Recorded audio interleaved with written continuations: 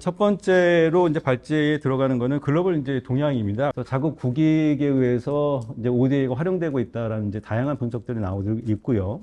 특히 그 중국의 1대1로라든가 그 미국과 G7이 중심으로 이루어지는 다양한 플랫폼들이 이제 강화되고 있습니다. 예를 들어서 B3W라든가 PGI라든가 쿼드 같은 경우는 인텔 전략에서 이제 핵심적인 축이 되고요. 그 안에 다 이제 인프라뿐만이 아니라 인도주의라든가 개발 협력에 대한 얘기들이 나오고 있어서 특히 한미일의 개발 협력 강화라는 것이 계속 강조가 되는 것 같습니다. 두 번째는 이제 현지화에 대한 중요성이 전 세계적인 특히 글로벌 사회에서 국제 개발 협력에서 강조되고 있습니다. 세 번째는 그 자유민주주의 가치 기여를 위한 이제 개발 협력인데 러브 전쟁이란 또 하나의 이제 외생 변수가 있고요. 그 러브 전쟁 이후에 우크라이나에 대한 전후복구 사업에 한국이 굉장히 적극적으로 아마 참여를 할 것이 예상이 되기 때문에 여기에도 이제 민주주의 원조라는 큰 틀에서 어떻게 같이 접목이 될 것인가가 또 하나의 저희가 생각해야 될 포인트인 것 같고요. 글로벌 중추국가라는 것이 저희가 굉장히 중요한 지금 모토 중에 하나이고 그게 GPS라고 하는 것인데 그런 국격에 걸맞는 가치 외교라든가 개발 협력 외교를 어떻게 가시화시킬 것인가.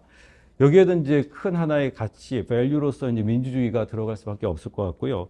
어떤 방식으로 접목을 할 것인가? 그러면 한국 ODA의 전략과 비전은 앞으로 어떻게 될 것인가? 그것이 전환될 시점에 와 있다라고도 평가가 가능한 것 같습니다.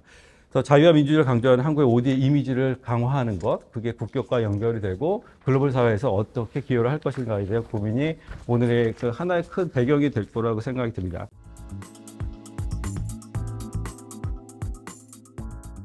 2021년도에 유엔에서 만든 보고서입니다. 유엔에서 이제 학자들을 통해 가지고 용역을 했고요. 그 용역의 내용은 뭐냐면 지금까지 했었던 개발 협력 프로젝트 전체를 분석한 여러 가지 이제 아티클들이 있을 텐데 그거를 다 한번 리뷰를 하신 겁니다. 디마크러스 에이드가 32개 정도의 페이퍼가 있었는데 그중에 디마크러스 에이드가 사실상 에이드 이펙티브니스가 포지티브하게 나온 게 26개나 됐다는 얘기입니다.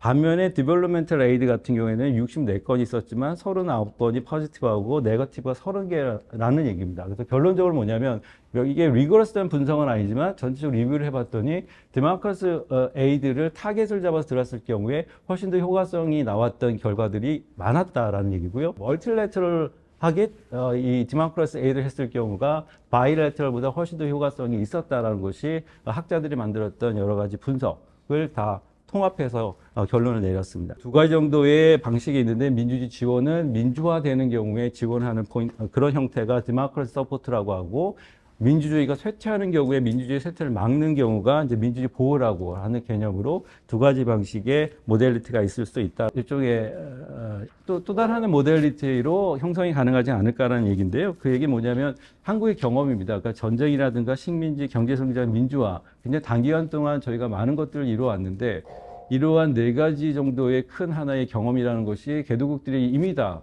경험하고 있고 공유하고 있고 그거 고민하는 그런 포인트이기 때문에 한국이 그러한 과정에서 민주화를 어떻게 했는가에 대한 경험을 사실 우리만의 경험뿐만 아니라 글로벌 서사로 만들 수 있는 여러 가지 노력들이 같이 간다면 사실상 개도국의 입장에서는 한국의 민주주의 원조가 훨씬 더 와닿지 않을까라는 생각이고요.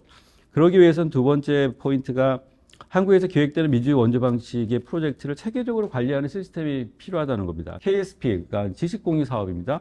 KSP 일환으로서 한국 민주주의 경험을 한번 패키지화 시키는 것, 그러니까 모듈화 시키는 것도 방법인데 지금까지는 KDI와 기재부가 같이 했던 KSP는 경제개발, 경제성장에 관련돼서 국한되어 있기 때문에 정치발전이라든가 민주주의에 관련된 내용들은 아주 빠져있는 상황입니다.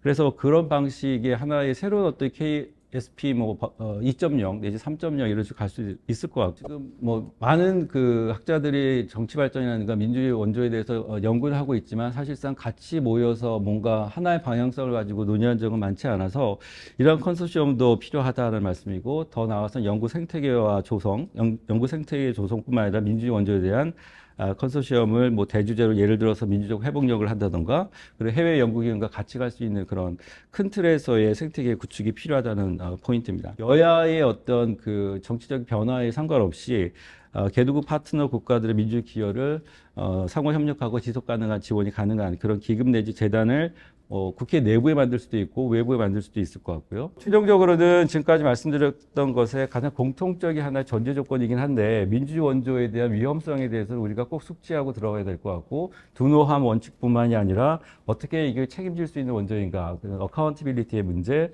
그리고 파트너 국가와 충분한 협의 과정을 어떻게 만들 것인가, 그리고 민주주의는 사실상 로컬 단위에서 올라오는 홈그로운 된 어떤 프로젝트 되는 것이 가장 이상적인데 저희가 외부에서 들어가는 일종의 도너의 역할이 어떤 방식으로 정립이 되는 것이 좋은 것인지 같이 고민을 해야 될 포인트인 것 같습니다.